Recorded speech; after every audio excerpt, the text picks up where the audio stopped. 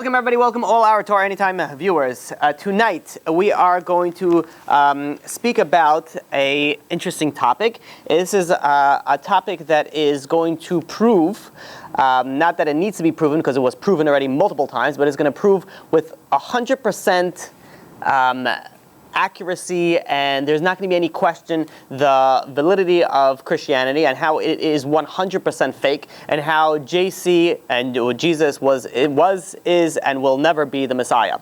So that is, so this class is more like of the search of the truth. The reason why we're putting it in here today is because we've recently been speaking a lot about Mashiach, about the end of days. So we are going to dedicate this class on showing who is not the Mashiach. And by doing that, we'll be able to learn on what the Mashiach really is supposed to do. So we're going to show what he did, which was nothing. And then we're going to see what the Mashiach was supposed to do, which is going to be everything. And then you're going to be able to also learn and understand what the Mashiach will be, B'ezrat Hashem, when he comes. So before, maybe it was a week or so ago, I came across this test. It was a test on how well do you know the New Testament. And it was like one of these weird online, quizzes. So I was like, listen, I'm going to be speaking about the New Testament, let's see how I do. And and it said over there on the bottom, let's see how you do. 90% of Christians don't even pass this test. So I'm like, all right, fine. Let's see. I'm going to be speaking about it. Might as well, let's see if I know what I'm talking about. So I took the test. After I took the test and I got my results back, I didn't know if I should laugh or cry. And the reason for that is that I got 100.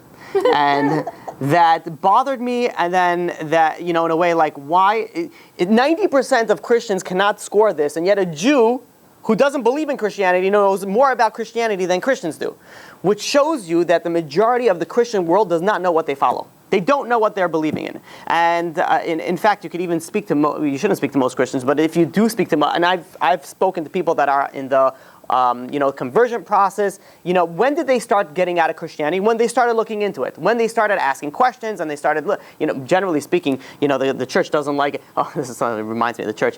After I took the test, it gave me our results, and it says, "You've made your church real proud today." And I'm like, I don't think this is going to work well for the church that I got. 100, but whatever floats your boat. But it's interesting how they know nothing about their own religion. They don't know anything about their own religion, yet at the same time they try to evangelize. They try to bring all the nations of the world to Christianity, specifically Jews. If they get a Jew, that's it's like a gold medal. You get anybody else, maybe copper, but you get a Jew, oh man. And this is something that's been bothering me for a long time. Why? Because they have been trying to convert me for so long already. Ever since I had a presence online, I've been getting nonstop. Do you accept Lord and Jesus as your Savior or something? No. Or most of the time I just don't even answer. I'm like, why do you even try? I'm like, apparently, when I speak to them, I know more about your religion than you do. And you don't know what you're talking about. And then after a few times, there was one guy actually, that he ended up leaving Christianity. He first came over to me, and he wanted to go, and he wanted to prove me, not from America. From somewhere else in the world, and he wanted to convince me to believe in JC. So after, for some reason, I decided to speak to this one. It was through email, and a short while after that, we're going back and forth, and then suddenly I decided I went really strong. I'm like, I didn't tell him I have no time to do it. I just basically went straight out through this 100% idol worship, gave him all the sources, gave him all the proofs, and then listen, I figured, you know what, never gonna hear from him again. Well, at least it's off my back. About a week or so later, he emails me back, and he says, I see you're right. And I was like, did I tell you guys this story? I didn't tell you. And I'm like, what? I'm like, I have to redo this. Because I've been trying to get Jews who believe in JC to do that, and it hasn't been as easy in this. And then I read it, I read it back. I'm like, I had to rub my eyes. I'm like, he's like, I see you're right. What should I do now? I'm like, I quickly took screenshots, everything, just so I remember. Look. This is some guy who, at least when he sees the truth, he was able to, okay, fine, I see that I'm wrong. Majority because he's not a Jew. If he was a Jew, the Yetzer Hara would not let him see Could be. It could be. It's possible. But the big issue is that there's the majority of the world. This is currently the largest religion. Soon going to be overcome by Islam. But right now it's the largest religion, and majority of them don't know what they're preaching, not what they're reading, not who they're praying for. So today we're going to prove them all wrong. And we're going to prove it not easily. It's going to be, if you're blind, then you're not going to be able to see the truth. But you have to be willing to be able to open your eyes and see the truth. And if you are, there's no doubt in your mind that's going to be at the end of this class, B'ezrat Hashem, that it is 100% false, 100% fake. Now, why do I care so much? So, okay, people bother me. That's not why I need to, for therapy. I don't need to come and speak and scream about it. I could deal with that myself. But why is it that I'm bringing it up? The church, which is actually a variety of churches, they spend over $300 million to evangelize Jews particularly. $300 million a year to try to get Jews to convert to Christianity. And they have succeeded a bit, because in the past 25 years, it's estimated about 275,000 Jews converted to Christianity. So that is one of the main reasons why we're presenting this information today. And not too long ago, I actually had a conversation with a woman from Israel. A woman from Israel who, that was actually quite a long conversation. It was actually a few conversations, because she believes in the New Testament. She's a Jewish woman in Israel. I had to speak to her, and we had this conversation in Hebrew, how to prove that the New Testament is nothing. But she believes in it so much, and she's like, no, but it is. And that's, like, they went and they spent so much time and effort and money on the Jews in Israel to go and try to get them to convert to Christianity. So, unfortunately, this is a class that we do have to present. So now, the Christians, the way that they try to get the Jews to Christianity is that they try to prove it from our Torah. So they take the Torah and they start saying, okay, listen, here's a proof here, here's a proof there, and they try. This is how they trick you. This is how you have all these messianic, the Jews for Jesus. That's all like messianic Judaism, where they say you could be Jewish, but you could also believe in JC, and then you're going to be whatever. Everything's going to be okay for you. And in fact, if you go down King's Highway, I've seen this recently. You have it spray painted on the floor, something for shalom, or something like in Hebrew. Yeah, what is that? And I was walking with my wife, and I said, I didn't know what that was. And I said, I just saw the ad. It was like on top. I should have taken a picture of it. On top, it said something in Hebrew. It had like maybe a Magen David or something on it, or a menorah. And then at the bottom it says in search of shalom and something like that. So I go to my wife and I'll give like 99%. This messianic. How do I know that for sure? First of all, Jews are not spray painting on the floor. Yeah, hey, come over here.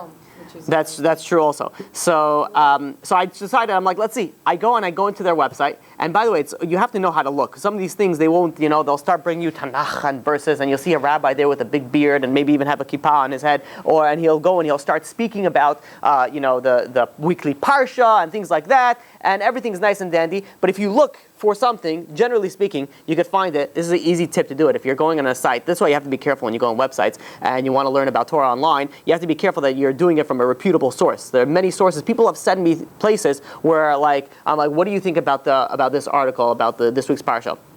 And I started reading it, and something just tasted off. I mean, this guy was quoting the Zohar, he was quoting the Gemara, and he was quoting everything, but something just felt a little bit off. So I decided to do it. I didn't even bother finishing reading that. And what I did is I did Control F, which is fine, so you're searching. I don't know how this works on Apple products. I'm assuming it's something similar.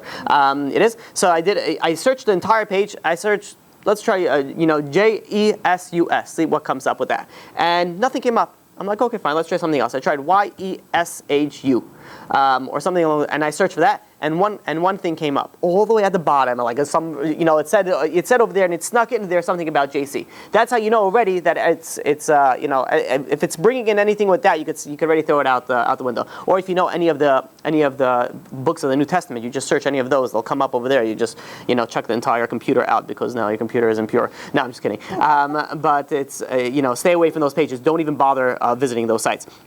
So what they do is that they take Judaism, they cover it over with something that is Jewish, and then they sneak in the Christianity, but they try to prove it from the Judaism. How is this comparable to? So I heard this from Rabbi Tovia Singer, which is, by the way, is one of the specialists in the field. And if anybody wants to do more research on this, I suggest you go look him up. Rabbi Tovia Singer. He's very, very famous in this. He wrote a book on it.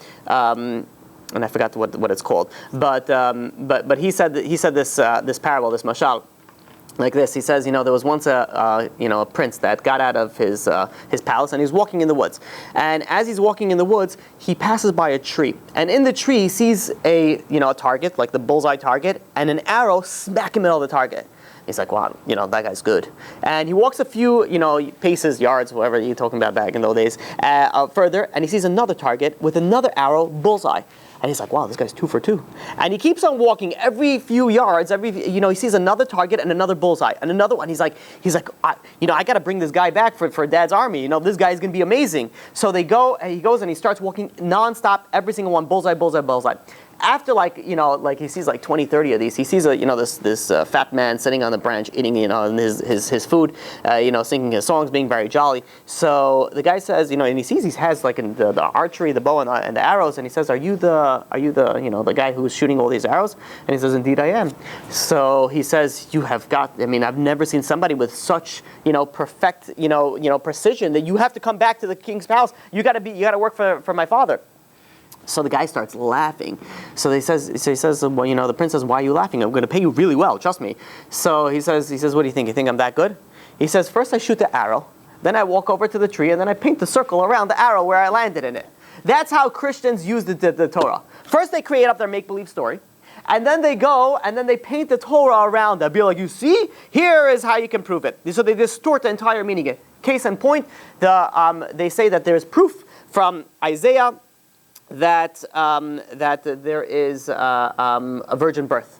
Because the Christian faith believes that JC was born from a Virgin Mary, and we all know that it was obviously a very different situation. Very good, it's funny because when she was probably thinking, okay, what excuse am I going to give so I don't get in trouble in this? And then she was like, I got it, Immaculate Conception. Everyone's going to buy it. I'm like, who is going to buy that? But apparently everyone did. So they prove it from the Torah, from Isaiah. They say that it says the word Alma. And they say Alma means that Alma is going to give birth. And Alma, they say, means a virgin. The problem is, no, it doesn't. It doesn't, and it never was and never will mean a virgin. Betula means a virgin. Alma means a young woman. And in nowhere, so they change the words to fit their meaning. Now, this is why it makes me really frustrated when I speak to these people and we're arguing back and forth on what the words mean. I'm like, listen, first of all, do you even speak Hebrew? Do you even speak Lashon HaKodesh? Do you know how to, if you open up a Torah in Hebrew, are you able to translate it? So 95%, that's being conservative, 99.9% of them always say no. So I'm like, I speak the language. I could read it, I could write it, I could communicate in it, and I understand it. You're telling me, you're basically coming to my home. It's like someone coming into your home and telling you where the living room is, or the dining room is, or the bathroom is. I'm like, I live here. I know where it is. The Jewish people had the Torah for over 3,300 years. We know what the words mean. All of a sudden, the Christians came up and be like, no, you got it all wrong all along. It really means this. No, it doesn't. You don't even read the language. So and this is how the Christians, what they try to do is they try to go and they create this entire thing, like Jews for Jesus. I read this line, I thought it's great. It says, that equates to someone who tells you, I have kosher pork. It was slaughtered, it was blessed, and it's all kosher. That's what Jews for Jesus really means. So let's start speaking a little bit about Jesus. So did he exist? This is actually a question that is asked. And first of all, the fact that this question asks is a very big, bad boo-boo for the Christian church, because why are people asking if he existed or not? You're talking about a guy who now changed the entire world. Now the question is, did he exist? Now why is this a question? Because this is a question even from the secular sources. There is no contemporary accounts of him. Besides the New Testament, there's nobody like Jerusalem today, whatever the year, back there was, 08, common era. There was never JC was, today he split the sea, and today he did nothing. Nothing was ever written about him, but it's not like, okay, listen, we have records from those times. There was, I think, roughly 41 historians living at that time. Not one of them say anything about JC. Now, don't you think that if he resurrected the dead, if he fed 5,000 people, if he did don't you think historians would cover that? But even if it's fake, even if somebody would have been like, okay, listen, let's check this guy out. And this is one guy who was, he thinks he's the son of God, and this is, at least something, but nothing was written about it. So now, why is it also such a problem? Because the Gospels, they claim that Jesus' ministry, he was famous across all the regions. And he was known by Herod and by Pontius Pilate. Pontius Pilate was the guy, he was a Roman governor of Judea. He was the guy who actually crucified JC. So, and these people, in their books and their records were kept, and the Romans kept records. Nothing is mentioned about it. So this makes a very big problem for the church. So there is one mention. There is one mention, and that's in Josephus. Josephus and Antiquities of the Jews. There is a mentions about JC, but everybody, without any there's nobody that argues with it. All agree that it was a forgery. It was put inside there. They actually, many of them claim that this was somebody who put it in was by the name of Eusebius, which is a Christian scholar, actually a priest, if I'm not mistaken, that we're going to actually speak about him later. But everybody agrees that it's a forgery. Why is it a forgery? Because it's not even, it's written in a term of a Christian. And then there was a guy who was so famous, so amazing, the son of God. All these fake stuff that nobody would write it. Josephus was a Jew. He's not writing, he didn't follow Christianity. So, according to all accounts, he didn't exist in the outside world. Now you say, okay, listen, there is references to Yeshu, which is the Hebrew term for JC, in the Talmud. That's what some of them claim. So now let's look at that. By the way, Eusebius was a bishop. He was a bishop of Caesarea. So he, in the Talmud, it speaks about Yeshu in a few places. First of all, you can look in the Gemara Bachot, the Gemara Sanhedrin. It talks about Yeshu HaNotzri. Now, the problem with that is that if you do the time frame, these Yeshus that it speaks about in Talmud do not really match up to the Yeshu in which is the JC in the current time era with them. So when was JC born? There's actually, they argue with that. Luke and Matthew have a machloket. They're not sure when he was born. One says it was 6th common era. Another one says about 10 years after that, which is before BCE. So they're not really sure. But roughly he was born, they say, in that time frame. The Yeshu in the Gemara speaks about, one of them is 150 BCE, so you're talking about over 150 years before he even came into existence, and the other one is about 100 years after he came into existence. So none of them have, and both of them, they died a completely different way. They were both stoned. He was crucified. They were both, stoned. So it's very unlikely that this was actually referring to him. Now, the next thing is the Gospels. The Gospels were written, by the the pupils. They never really met him. But the first Gospel that was written was Mark. Mark was written in the year 60 Common Era. JC, I think, if I'm not mistaken, died in the mid-30s. So you're talking about 30 years, 25 to 30 years after he died, came the first New Testament book. That was the first one. So the first gospel that came out was 25 to 30 years afterwards. So the question is, what happened? What was during that time frame? Why didn't they go and they write it? If this is, and if you think about it, it makes sense. Because if you want to go and make a fabrication about somebody, it's much easier to do it after he died and be like, oh, remember what happened over there? The Jewish nation didn't start like that. The Jewish nation was, 3 million people came and stand in front of Har Sinai. The Torah was given, and it said over there, I took you out of Egypt. I did this. We're talking about what God did to the Jewish nation. And nobody said, oh, you know what, listen, this never happened. Because it did happen. But over here, it's kind of convenient that a way that it worked out, that all of a sudden it came out 25 to 30 years afterwards, and then all of a sudden the New Testament came into being. So, and also the crucifixion, which if you look at the Gospel of Matthew in chapter 27 and Luke chapter 23, it gives an in-depth account that there was a big eclipse during the 6th and 9th hour. The sun went out, it went all dark, and then there was an earthquake, and the graves, it was like a crazy situation. That's something, if there's an eclipse and then there's an earthquake together, that's something that the news should pretty much cover that. Be like, oh, this was a crazy day today, and, blah, blah, blah, AD, and this is what happened, and the resurrected, all these things should have been covered, but they weren't, which means, well, you guys can figure out what that means. So, the Christian church, they claim that Christianity claims that everything is unity with the Old Testament is in unity with the New Testament, it's like saying black and white are the same color. It's literally like unity. There couldn't be more contradictions. That it just. Words cannot even come out of my mouth to explain. I'm like, how does that even make sense? And this is how their preachers go. And they're like, oh yeah, the Old Testament, the New Testament, completely unified, absolutely no problems with it. So let's go through some problems. First of all, the Christianity believes in something called the Trinity. The Trinity, they believe that God is a three-part. There's God, then there is the Son, and then there's the Holy Ghost. And together they form the Trinity, and that is Christianity. Now, that's like idolatry 101. This is like literally like, okay, they literally put JC as a god.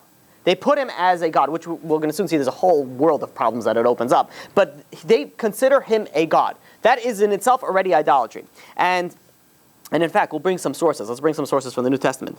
Jesus said in John 16:14, all things that the Father hath are mine. I'm assuming hath. I probably should have checked this up. It was like a Shakespeare talk. It's like have. So basically him and God are one. John 5:22, the Father judges no one, but has assigned all judgments to the Son. Right? You can see he's a serious ego. John 10:30, I and the Father are one. Thank you. Thank you very much.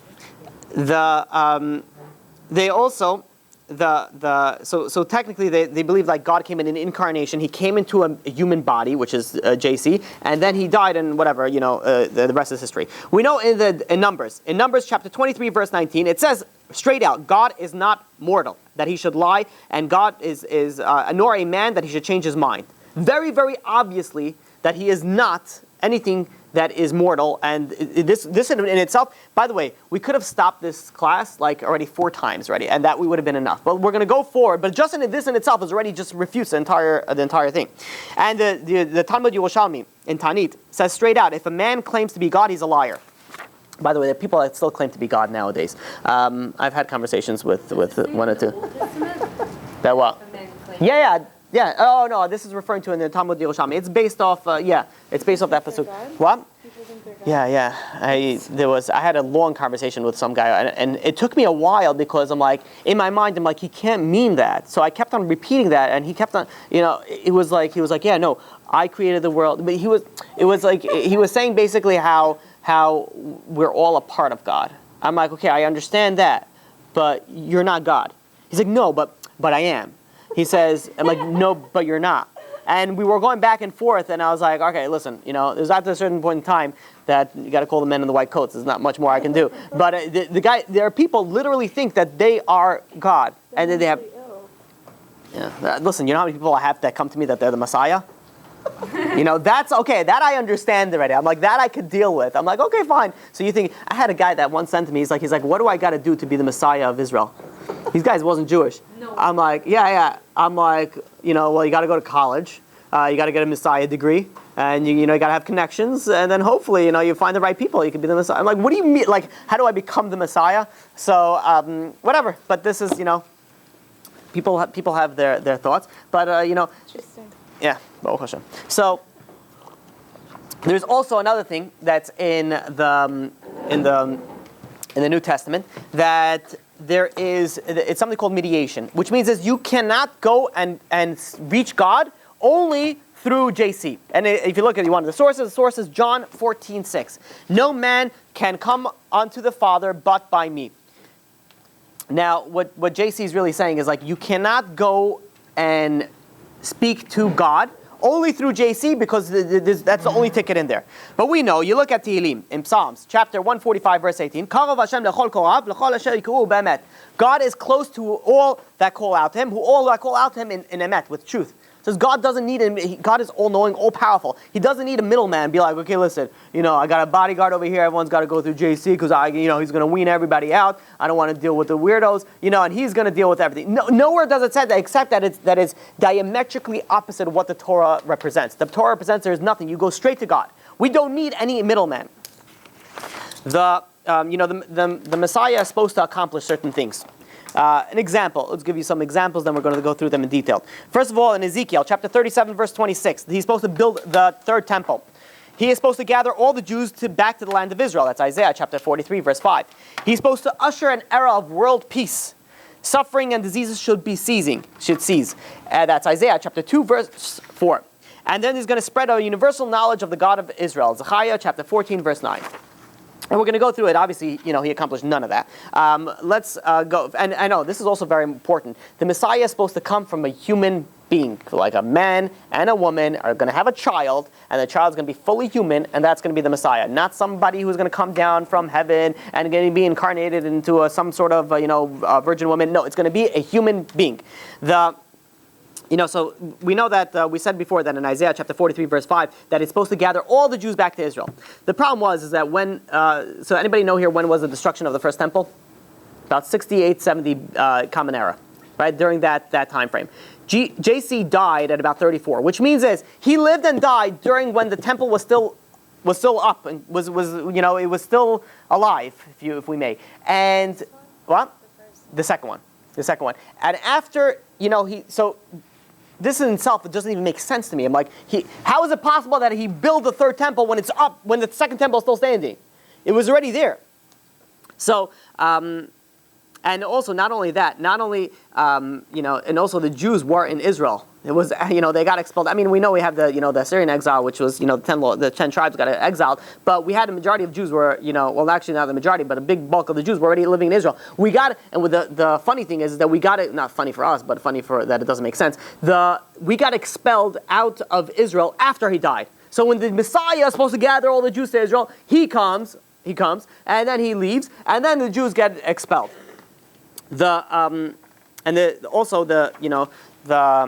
It says that the entire, in Isaiah chapter 11 verse 9, the entire world will be filled with the knowledge of God. Not only did that not happen, first of all, even in the Christian faith itself, they argue so much. There's so many different denominations, and everyone argues with the other one. Everyone believes something else, and and they actually, like, some of them don't, like, it's like actually like a real, like, separation, like two different beliefs. So not only that, but a majority of the world is still worshiping idols. So where is the land that's full of the knowledge of God? Furthermore, the Messiah is supposed to be a king of the Jews.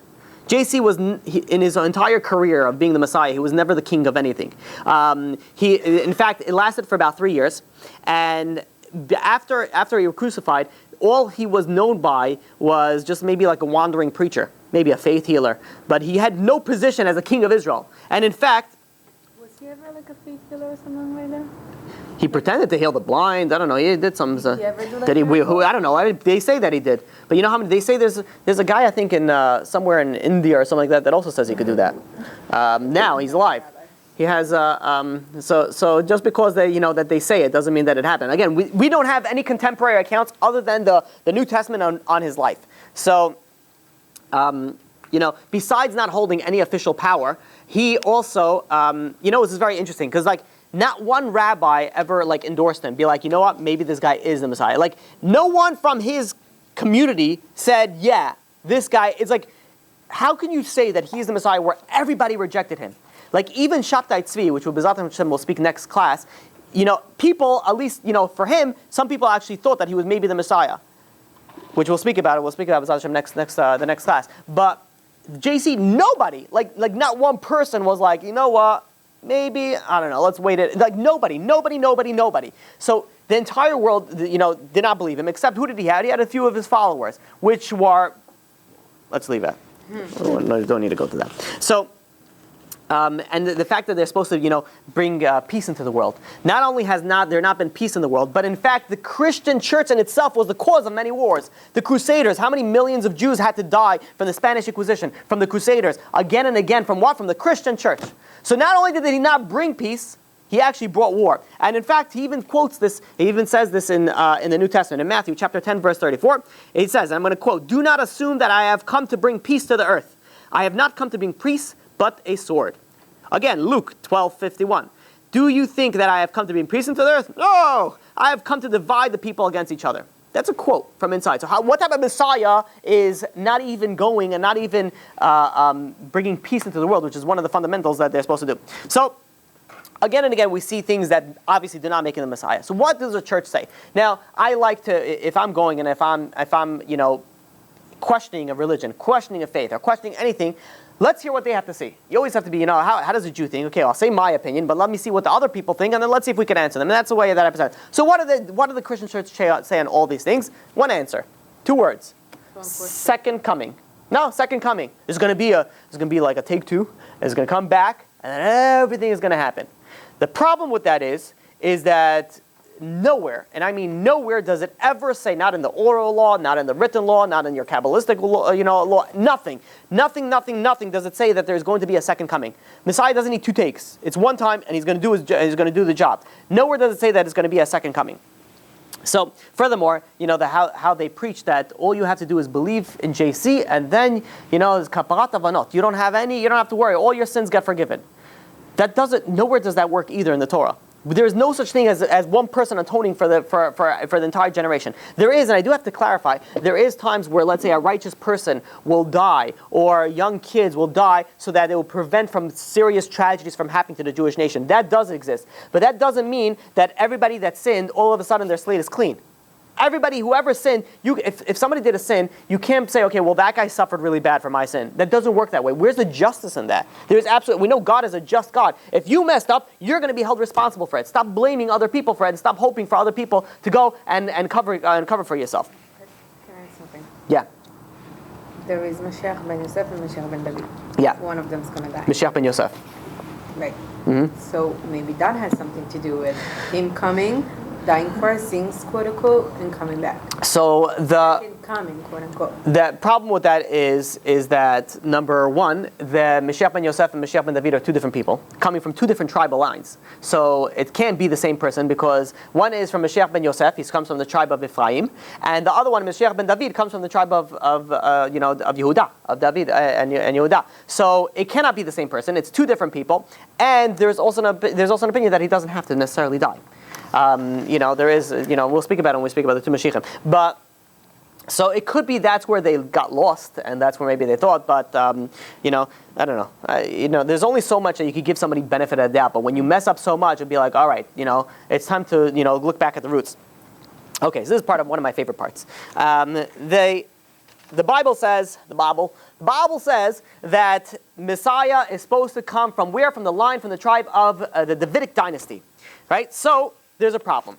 And the problem is that first of all, where do we know this? We see this in Genesis chapter 49, verse 10, and Isaiah chapter 11, verse 1, that the Mashiach is supposed to come from the line of David HaMelech. The problem with that is that who was JC's father? God. Does God come from the Davidic tribe? Like, how is it possible for JC to come from the tribe of the kingdom of David if he wasn't his father? Because apparently it was a virgin birth. Joseph had nothing to do with the situation. He was out. He was doing this thing. So, how is it possible that JC comes from the Davidic dynasty? Okay, so let's look at what the Christian says. I actually did extensive research on this from the Christian side to see what they say. And by the way, there's absolutely no reason for anybody to bother with these things. If you want to look at my sources, by all means, you can email me. I'll send you my sources. I don't have a problem with that. But this is not something that people should waste their time. And I really should have said this earlier. I knew people that would go and like to fight against missionaries. Don't waste your time with missionaries. Missionaries are... don't be like, okay, listen, I heard this class, let's go test it out. You write your notes in it and be like, okay, I got you now. Because missionaries, you could if you want to waste some time, but there's absolutely no benefit that you're going to gain from it. Why? Because missionaries, first of all, they memorize their answers. They're like robots. Everything they say, and if you ask them a question, it's like very calm response right back at you, and a different thing. Well, if you just accept it and stop asking so many questions, everything's going to be, everything is like very, and it makes you very frustrated. Be like, but you're wrong. Be like, no, I'm right. No, but you're wrong. Like, I'm right. So it's like, it's very frustrating. So you're not supposed to waste your time. So, and in fact, I knew somebody very close to me that used to go, and I used to tell him all the time, stop. He used to go, and he used to always pick fights with missionaries. I'm like, why are you wasting your time with that? I'm like, but if anything, go find, try to do kiruv on a Jew. Better than trying to, change a missionary. So now, okay, so now what the New Testament had a problem over here, because they had to show that JC comes from the line of the Davidic dynasty. So they did, and what they did is that they wrote in two different places the lineage of JC. There's in Matthew and there's in Luke. There's a lineage going from JC all the way back to King David, line by line. So just in case you aren't sure, everything was back to back. So there's a few problems with that. Number one, and this we're going to deal with later, that Joseph, it says, so here's, by the way, I'm going to show you this little thing that I, created over here, this little paper. So you can see this one is from Matthew and this one is from Luke. The first thing, by the way, I didn't bother doing all the genealogy, but it goes way, way up there. And as you can see, so, JC starts on the bottom, so far so good. Joseph, so far so good. And then this is the third one's where they hit a problem. Be like, what's going on over here? Two different people. Joseph's father had two different, and they are fathers, also different people. And if you keep on going, get completely contradictory. I think it's like 22 contradictory things between the lineage from Matthew to the lineage of Luke. So the question is, how is it possible? I'm like, what do like, that was something that's such a big question. I'm like, okay, listen, they got to answer it. So let's see what they answer. So the first person that I want to give you the serious answer. We're going to go a little bit deep into their thought process. And this is the guy by the name of Eusebius. Eusebius, he wrote a book, and in the book he explains this this phenomenon, how he really consolidates the whole thing. He is actually known as, if I'm not mistaken, he's like the father of the church history. He was like very big in the church. So his basically word has a strong impact on it. Okay, so now let's see if we could tackle this. Okay, so now we'll start off over here. So this guy, Mithan, he had a wife, and this wife, which was name was Esther. You guys can see? Let's zoom it in over here on the camera so they can see. Okay, and I'll explain to you what he says. Let me explain to you what he says first. He says over here that Jacob and Heli are brothers. You guys are following me so far? Jacob and Heli, these guys are brothers. And he says this is how he consolidates. And how does that work? So follow me through this episode of Jerry Springer. So now, Mathan, he goes and he has a wife, Esther. Now, then he has a child, Jacob. But the problem is then this guy dies.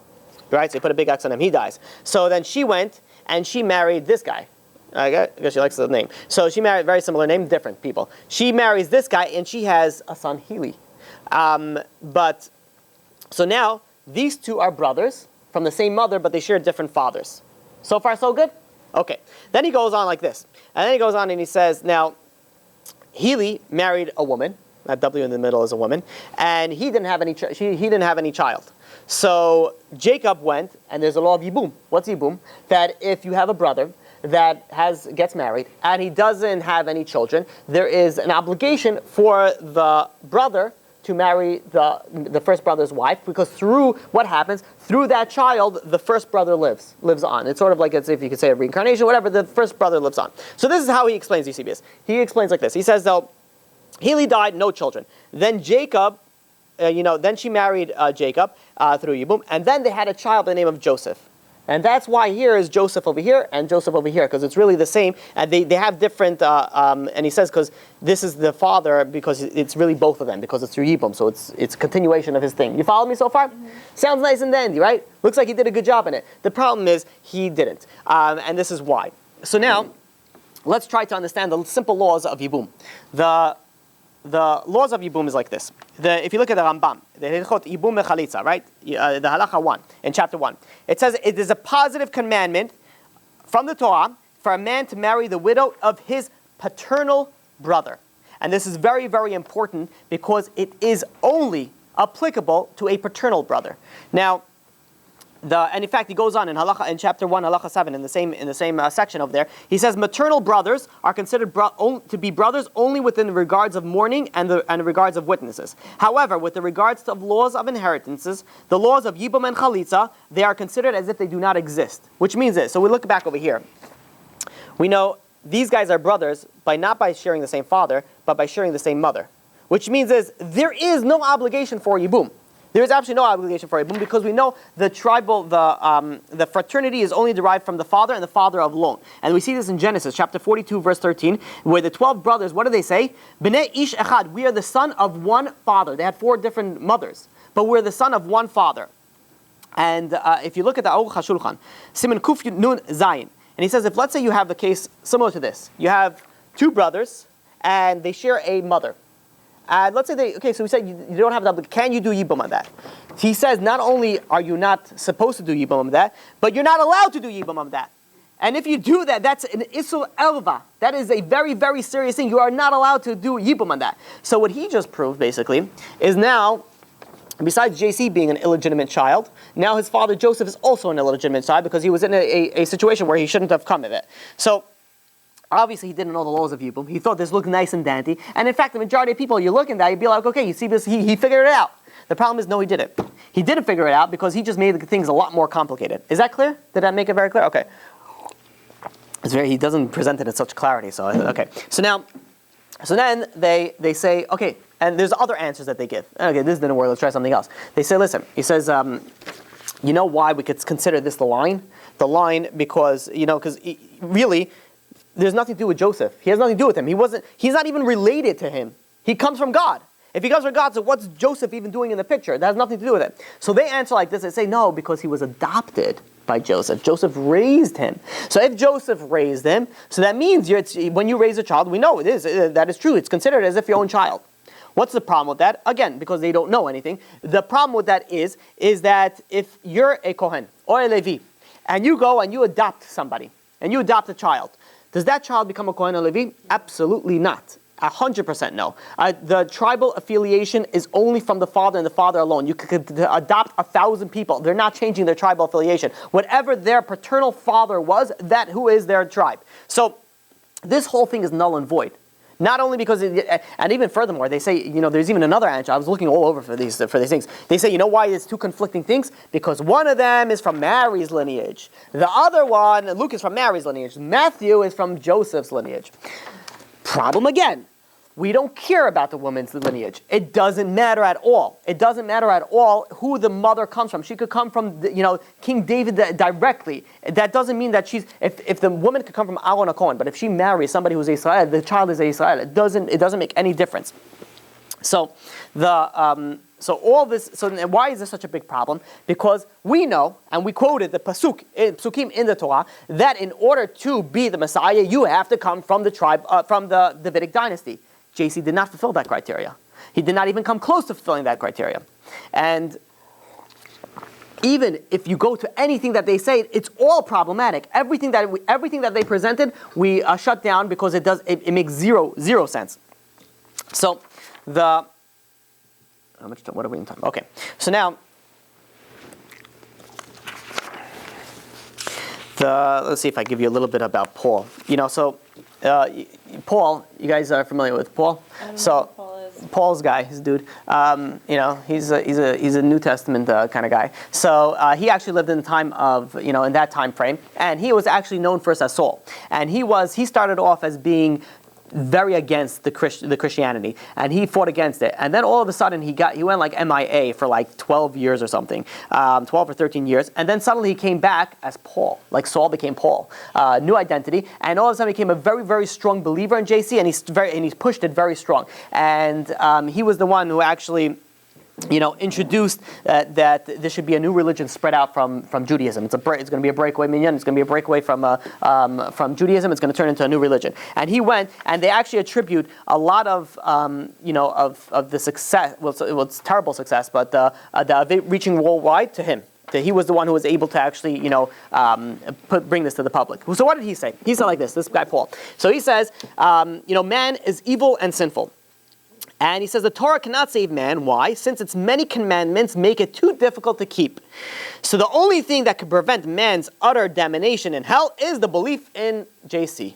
That's what he says. So first of all, it's absurd to think that God would give us a Torah that would be impossible to keep. I'd be like, let's, he calls all the angels over, let's watch it. It's going to be so hard, and they're going to be fail all the time. It's going to be like a fail, video. It's going to be hilarious. Like, God doesn't do that. If He gave you something, you had the ability to accomplish it. This is, by the way, a very important rule, because if you ever get a test in life, any test, no matter what the test is, you know that you have the ability to overcome it. You have the ability, because otherwise you wouldn't have got the test. And furthermore, the Christians, they maintained that the Jews, the Jews, even though they were right, the Jewish people were right. We got the Torah, they believed in the Torah, but then it was like, it got, detoured into the Christian faith. We messed up, and God says, no more Jews, now we're doing Christianity. And the problem with that is that numerous places in the Torah, it says that the Torah will not be replaced. Will never be replaced. Genesis chapter 17, verse 9. Exodus chapter 31, verse 16. Deuteronomy chapter 28, verse 46. And there's more. And even for you look at the Deuteronomy, Devarim, chapter 13, verse 1. It says, Kol hadavar asher anochi mitzaveh etchem oto tishmeru. All the things that I command you, you should be careful to do it. Lasot lo tosef alav velo tigra mimenu. Do not add or detract anything from it. It says it straight out in the Torah. So how do you go and you come contradict the Torah, that you believe it, and say that it's unity? And furthermore, we said before also that God doesn't change his mind. We said in Numbers chapter 23, verse 19, God is not a man that he should lie, and nor is he a mortal that he changes his mind. God doesn't decide to change his mind. So, Paul said like this. Paul said the Jews were originally God's chosen people, but they were rejected. Why were they rejected? When they refused to accept JC as the Messiah. That's why they were rejected. So the problem is that God says numerous places in the Torah, the Bible as well, that the covenant with the Jewish nation will be forever. They will never be forsaken. And if you think about it, it doesn't really make sense. God, how was the Torah given? It was given publicly. It was a huge public announcement. And, God has a track record for doing everything publicly when it's supposed to be done. So there was a big hole, to do when we got the Torah. Now, if it was going to be like, okay, listen, we're going to do an etch-a-sketch, this is bad, we're going to start over with the Christian thing, wouldn't you think, with God's track record, shouldn't it be another whole shebang? Anyways, but don't you think that this would be something that, would have been in the Torah originally? It could have been something like this. Be like, okay, God gives the Torah. Hey guys, here's the Torah. Let's put a little FYI, an asterisk, on the bottom over there. It'd be in about 1,300 years. It's going to get so hard that your guys are not going to be able to do it. But don't worry. I'm going to send my son, who's going to be a prophet. He's going to be the Savior. He's going to be Mashiach. He's also going to be God. Did I mention that he's going to be my son? Oh yeah, he's going to come, and he's just going to take care of everything. We're just like, don't worry about this whole thing. It's very temporary. And then all you got to do is just believe in him. That would have been an important clause to put in the New Testament. I'm sorry, in the Old Testament. my voice is slowly fading into oblivion. Okay. It's Allah is trying hard. Okay. So, and then God could have continued and be like, listen, don't worry that when you open up the New Testament, it's going to be thousands of mistakes. Just don't worry about it. Trust me, it's okay. Just believe. Just believe. Everybody just believe. Everyone just believe, and everything is going to be good, right? Just believe, and it's all going to be all right. Where do you get that from? Where do you even see that? Like, how does that even make sense? Doesn't make sense. Furthermore, at least, okay, if you don't want to do that, at least God was he also has a track record for giving warnings. Paro, who subjugated the Jewish nation, he gave him warnings. Don't you think he would have given the Jewish people a warning? I'm not even saying in the time then. Beforehand, giving the Torah, hey guys, listen, serious over here, right? Come on, focus, right? Keep the Torah, because if you're not going to keep the Torah, I'm going to find somebody else who's going to do it, right? It's like somebody who has a lot of kids. They're like, I have too many kids. I could just send you out. I have 10 more of you. I don't need you here. Like, God could have done that. God could have said, listen, we don't need you. I have so many nations I could pick. You got to listen to the Torah. Yet it doesn't say that. No matter how much time the Jewish person sinned, no matter how far the Jewish person falls, God does not forsake that person. God waits for that person to come back to Judaism. Nowhere does it say that God's going to take another nation. God's going to take another, religion. Okay, so now, we're good on time, Baruch Hashem. The New Testament, first of all, the JC himself contradicts the Torah. And that, first of all, he says, if you go look in John 1, chapter 1, verse 45, and chapter 9, verse 16, he says that the commandments are no longer valid. And if you look, let's say in John chapter 9, verse 14, he records that JC he made a paste on Shabbat in violation of Shabbat, which caused the Pharisees to say, "Oh, look, he doesn't observe the Shabbat." This is all in the New Testament. So we see over here, he himself broke the Shabbat, and then he gives an excuse: "I'm the Lord of Shabbat. I'm whatever. I'm the Father, whatever." So Matthew, which I can't even begin. Like, what does that mean? Like, God created the world in 7 days, rested on the seventh day. So His Son is better. His Son is better than God. It doesn't, whatever. Okay, it doesn't even matter. Matthew chapter 12, verse 1 and 2. JC went through the grain fields on Shabbat. His disciples were hungry, so they went and they picked some heads of grain to eat them. And again, that's a violation of Shabbat. The Pharisee saw them and says, look, your disciples are not keeping Shabbat. I'm the Lord of Shabbat. That's what he says. I'm the Lord of Shabbat. Relax, everybody. I can do what I want. That's nice new things. All right. And if you look at Matthew 12, chapter 12, verse 8, Mark chapter 2, verse 28, and Luke chapter 6, verse 5, he is the Lord of Shabbat. He can do whatever he wants. But then, it's very interesting, because if you look in Matthew chapter 5, what does JC say? Jesus says, I have not come to abolish the laws, but I have come to fulfill them. And I say to you, till heaven and earth pass away, not an iota, not a dot will pass from the law until it is all accomplished. Go figure now. This is talking about bipolar over here. I didn't even know where to turn to. Like, when I was reading this, I'm like, I don't even understand. I really don't. With all honesty and sincerity, for all the Christian people who believe this, I don't understand how you can believe in it if there's so many mistakes and there's so many contradictions. I do know the reason why. You know what? I'll give you the reason now. You said it. They don't look into it. Besides that, they don't even want to know. You want to know why? Why they're so into this? And the answer is very simple. Because they love Jesus. Jesus was always there for them. Ever since they're younger, they have a strong connection to it. And he was always very good to them. It's very easy. Just believe and you're okay. So why would they give up on that? A person sometimes likes to live in denial because it's just safer and it's just nicer. I don't want to change. I don't want to hear that. And they live in that, and they don't want to ask too many questions because they are happy where they are. Where do people start coming out of Christianity and going to become a Noahide or even going to convert to Judaism is when they start saying, listen, that's not enough for me. That's not enough for me to be, I want to know the truth. And that is what we're doing. We're always seeking the truth. Judaism is known for seeking the truth. We tell people you need to ask questions. Ask questions on the Torah. It doesn't make sense, you ask for it. Why are we so confident that we're telling everybody to ask questions on the Torah? Because there's answers. You know what the church says? Don't ask, son, just believe. But Father, I didn't. Believe, my son, believe. And this is where the believe goes again. Everything's believe. Everything you got to believe. Okay, all right. So, and you look at it. If the entire Torah they hold that it's true, but they don't keep it. Right over here, Matthew chapter 5. Right, it was verse 17, 21, somewhere around that area. So it says specifically that you're supposed to keep it. Yet they don't keep Shabbat. They don't keep they don't keep pork. They don't keep pork. They eat pork. Let's even go. Pesach, Shavuot, Sukkot. They don't keep any of that. Oh, but what do they keep? Xmas and Easter, that they keep. Problem is first of all, those things are not even mentioned in the New Testament. It's not mentioned in the Gospels. Where is it mentioned, these things in the Gospels? It came afterwards, all pagan stuff. Okay. So we see over here that JC doesn't really live up to his own rules. And we'll give some more proofs and examples from that. This hypocrisy. Matthew chapter 5, verse 43. JC says, love your enemies, bless those who curse you. Sounds very nice. And do good to those who hate you. Right? It's a very nice and fine and dandy lesson. Problem is, if you look at Luke chapter 19, verse 27. Take my enemies who would not have me rule over them and bring them here and kill them before me. I have a question. Hey, JC. Question. You just said before that you're supposed to love them. What happened over here all of a sudden? You want them to be killed before you. If they don't follow me, they got to be killed. They're killed. And then furthermore, he didn't even, anybody who did not believe him. Look at John chapter 3, verse 36. He who believes in the Son has everlasting life, but he who does not believe in the Son shall not see life. Where is this love that you're always been preaching? I brought the sword. Where's all this love? And even more, you look at this, interesting story.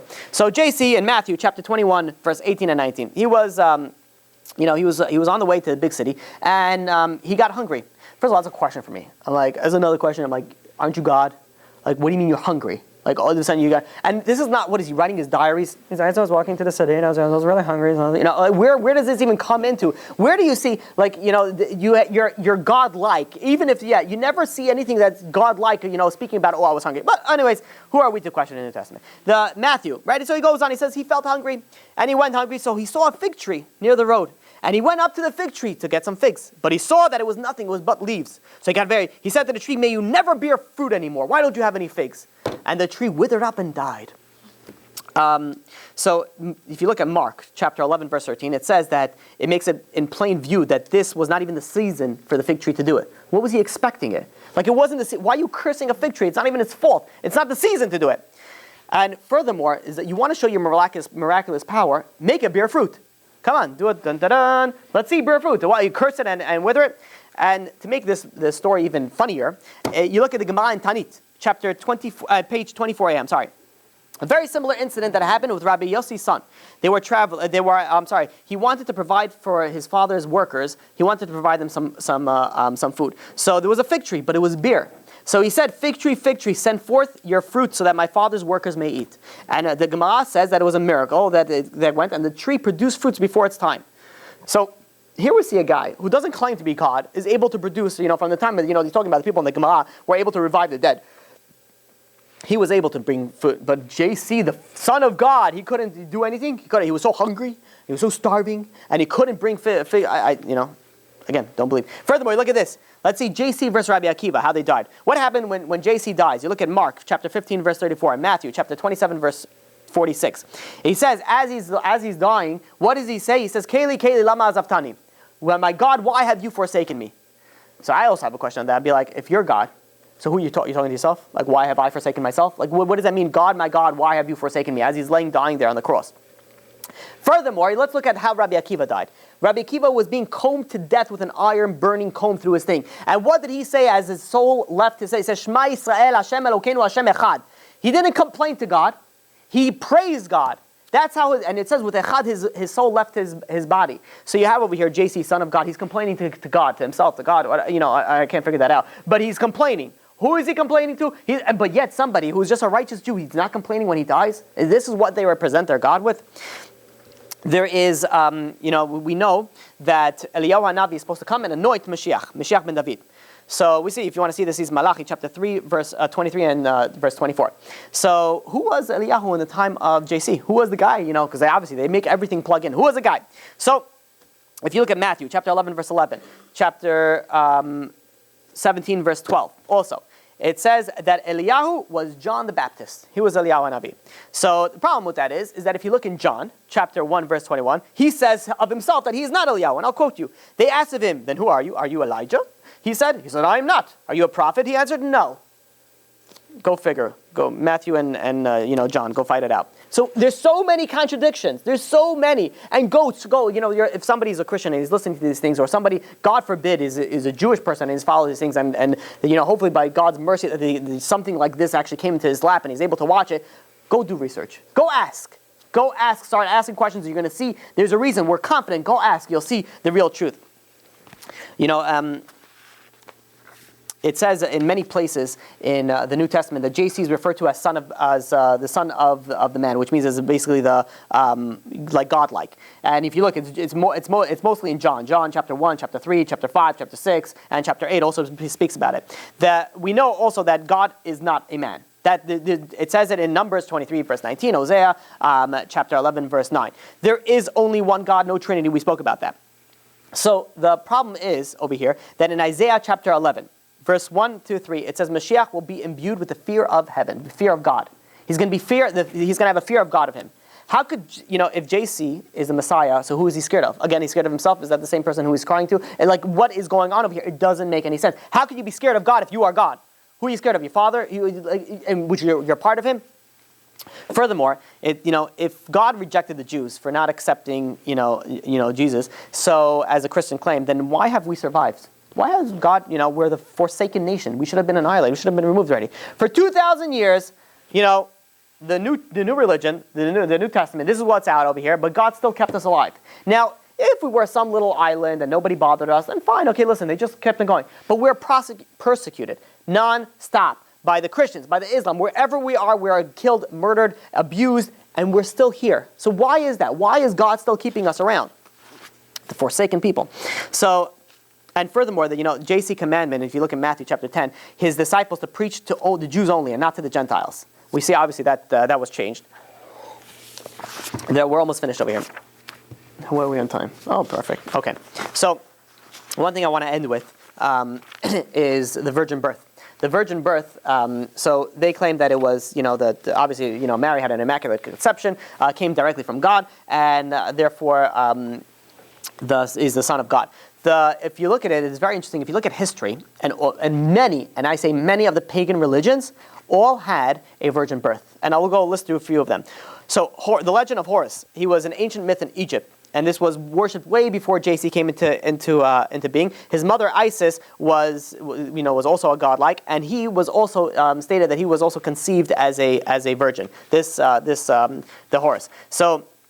And there was actually many similarities. If you go through these things, you'll see that what they did was they took a lot of the pagan idolatry religions and they combined it into their things. This was their tactic to try to get more people to come to their religion. And you look at it, both of them, I'm talking about Horus over here, they were both baptized at the age of 30. Both had 12 disciples. Both walked on water, cast out demons, healed the sick, and restored the sight to the blind. Both of them apparently did the same exact things. Both gods delivered a sermon on the mount. Both were crucified. Horus was sent to hell and resurrected in 3 days. JC was sent to hell and came back 3 days later. Oh wow, what a coincidence. Everything's exactly the same. Both are associated with the zodiac sign of Pisces, the fish. Why you see the fish in all these cars. So that's with Horus. Krishna, right? We know everybody knows about Krishna. Krishna was also born of the Krishna of India I'm talking about. He was also born a virgin to Devaki. He was also a virgin. And also after that, the infant Krishna spoke to his mother soon after he was born. And they say also that JC also spoke in his cradle, right? As I guess while he was still a baby, he says, Mary, I'm Jesus, the Son of God. And then he goes on to say another few things. So it's just, apparently this is what happened. Buddha was also born of a virgin named Maya, which is something very similar to Mary. That's who he was born to. And guess what? His birthday was also celebrated on December 25th. And he was also visited by wise men who acknowledged his divinity. Osiris, which was the father of Horus, we spoke before, another virgin-born god of ancient Egypt. Mithra, Persian sun god, also virgin-born in a cave, also on December 25th. And there's examples and examples. I don't want to go through over here. You have your Jupiter, Talmud. There's like non-stop stuff over here of what they were. All these things. All of a sudden, it just so happened to work out that guess what? Also, JC was born a virgin. I wonder where they got. That everything had to plug into that someplace. So. What we end off is, this should be very, very obvious. It should be very, very obvious to everybody with every proof that we brought in here. And I welcome people to come and tell me maybe I was something wrong. I'm open to it. Please, by all means. If I was wrong in anything, feel free. But I feel that I was not wrong with one thing here. I'm not saying that. I'm saying I did the research. And if I am, I'll announce it. I have no problem with that. But for sure, I wasn't wrong in all these things. That's for sure. And if I wasn't wrong with that, and if anything that I mentioned here was wrong, then the entire religion is false, fake, and it's a fraud and phony. And if someone, God forbid, is still stuck with that, it is time to leave. It's time to leave this terrible. There's no hope in the next world for somebody who's in the stuck in this religion. And that's why I want to end off very quickly. So the Jews, we know we have to come back to Judaism. Gentiles, they don't have to convert to Judaism. The Gentiles could have a share in the world to come, in the next world, and they don't have to join the religion. All they have to do is keep the 7 Noahide laws. So very briefly and very quickly, we'll go through the 7 Noahide laws, and anybody can just go and really Google it, and it should more or less come out.